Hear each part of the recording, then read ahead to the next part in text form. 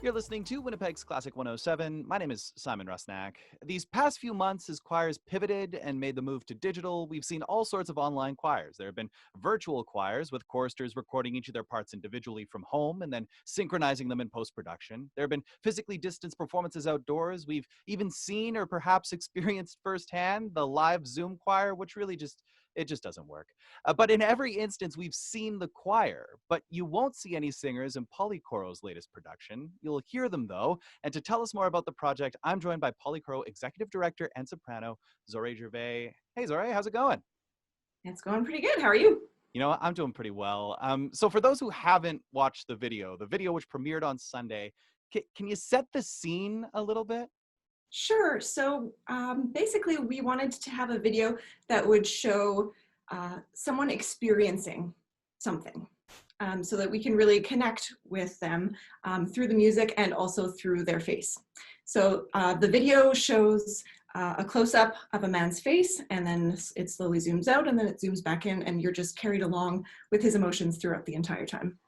Yeah, I mean, I have to admit, when I first saw the teaser on social media, I was instantly hooked. There's, like you say, this tight shot on a man's face looking skyward, a tear rolling down his face. Tell us a little bit about who is in the video. His name is Dennis, and he's a phenomenal Winnipeg actor. I would highly recommend checking out some of his other work.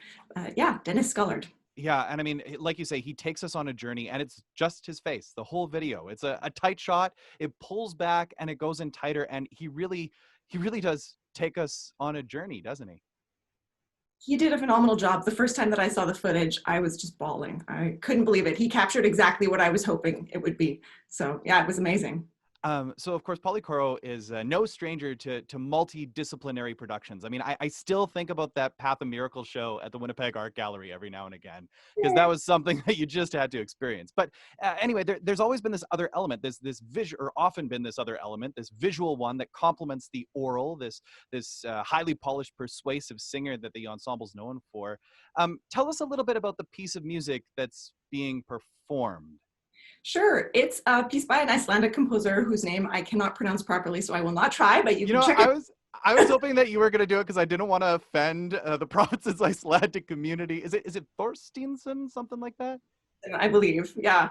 And I think the first name is pronounced like Hreithur or something along those lines. I'm totally butchering that. I used to be able to pronounce it, but it's been a few years since we did that show. And I definitely did not maintain my Icelandic after singing that concert.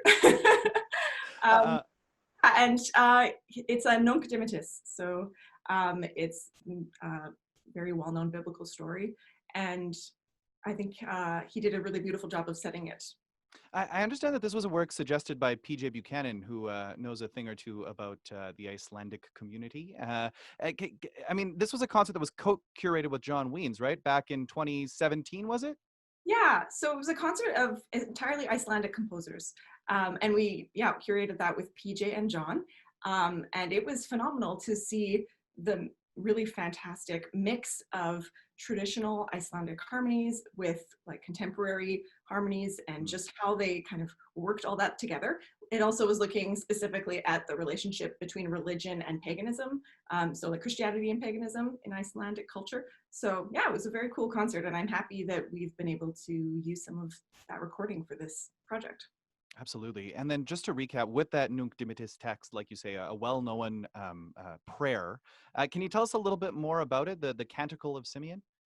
Sure. Well, I would have to look it up to give you a proper translation. But basically, the idea is that um, it's a man who is waiting for confirmation for something from God, and uh, he's hoping and waiting through hard times, and eventually he gets there. So that's kind of the Coles Notes version.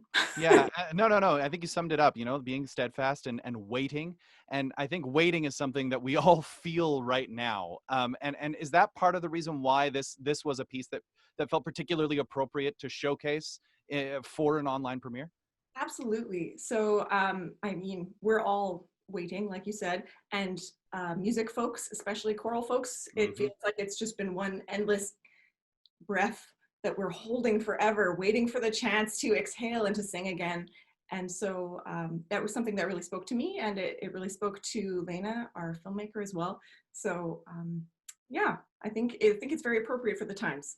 I have to say, I was really curious, kind of, since the choral community was silenced, I was very curious to see how the ensemble Polycoro would address this silence, and it just feels like such a real response, as you say, to what's going on around us. It felt like something, that I've been internalizing, that so many have been internalizing, and then it's been articulated visually and orally in this piece. Now, I know that none of us have a crystal ball. We don't know what's going to happen. The choir was preparing for a joint concert in April when things shut down.